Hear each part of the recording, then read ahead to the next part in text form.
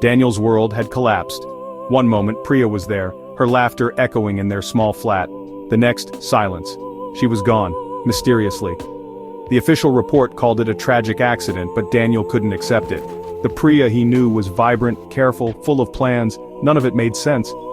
Grief gnawed at him day and night. Sleep brought only nightmares. Every corner of their home screamed her absence. He replayed their last moments, searching for a sign, a clue, anything he might have missed. The police offered sympathies, but no real answers. Their investigation felt rushed, superficial. Daniel couldn't shake the feeling this was no ordinary accident. He reached for her side of the bed each morning, only to find cold, empty sheets. Friends tried to help, but they couldn't understand the void she'd left. Alone in his sorrow and suspicion, Daniel knew he couldn't let it go. He had to find out what truly happened to Priya. The need for answers became his only reason to get up in the morning. He couldn't accept the official story, not for Priya, not for himself.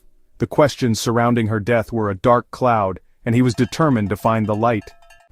Weeks passed. Grief was constant until Daniel heard a rumor, the Kronos Initiative, a neuroscience project promising people the chance to relive memories, not just watch but experience them. Daniel, ever the skeptic, found himself desperate enough to hope.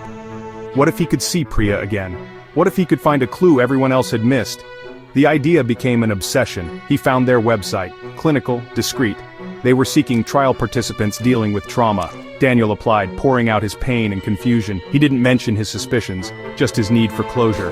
Days of silence followed. Then, an email. He was accepted. Fear, excitement, and hope warred inside him. This was his chance, maybe his only chance to find the truth about Priya.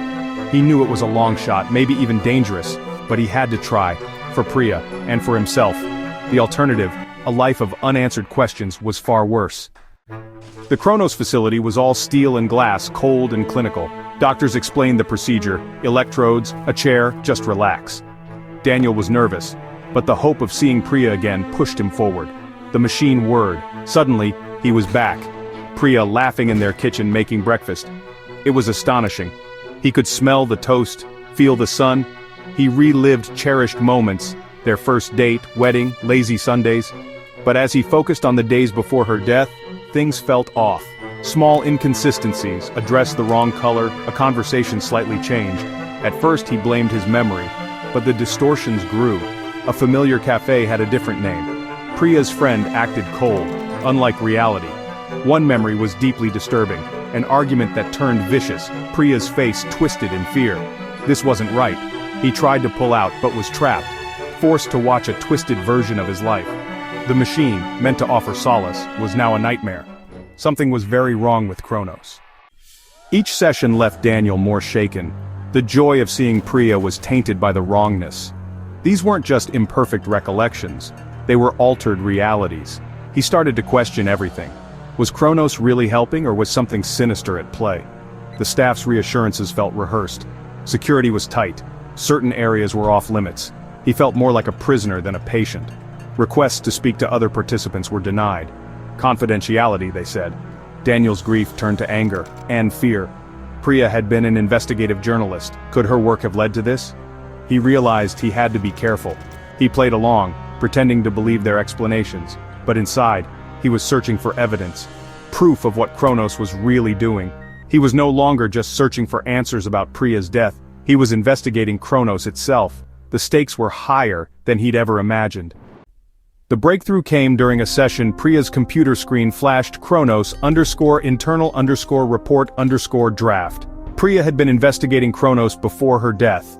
This was no coincidence. The realization hit hard. Priya hadn't died in an accident. She'd found something dangerous. Now, Kronos was using his memories to control him or to find what Priya had hidden. The memory distortions weren't random. They were targeted. Daniel's grief turned to rage. He had to fight back. He resisted within the sessions, focusing on details they wanted him to forget. It was exhausting. He questioned what was real, what was fabricated. The final confrontation was inevitable. He had to find Priya's research his only weapon. He needed to escape, with his mind and the truth intact. The love and grief that brought him here now fueled his determination. He would not let them erase her or him. The echoes of yesterday were now a battleground. Daniel was fighting for his soul, for the truth before he lost everything to Kronos' twisted game.